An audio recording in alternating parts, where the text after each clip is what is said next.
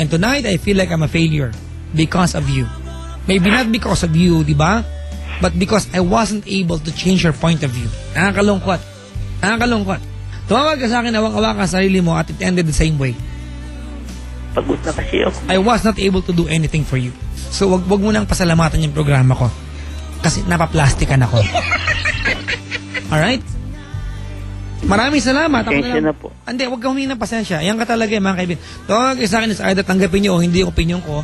Diba? Ipipilit ko hanggat tingin ko mapipilit ko, mga kaibigan. Kaya kong itulak sa inyo yung opinion ko hanggat kaya kong itulak, but I cannot force it out on you. And I failed tonight, big time. Okay? Opo. Salamat sa pagtawag. Opo. Bukas wag ka na makinig ng programa ko. Hindi naman po pwede yun. Walang mangyayari sa'yo. Hindi po pwede yun. Alright? Maraming salamat sa pagtawag, Jaime. Salamat po. Hi, Ceylon, paabot ako ng persantin. Nagsikip yung aking dibdib. Tawa ng tawa si Tami Tambay sa atin. Umpisa pa lang, masama na yung kutob niya.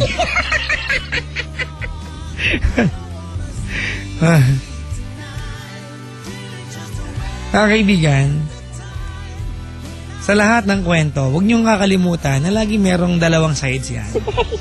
Kung kwento niyo yung dalawang sides, hindi lang po may pabor sa inyo.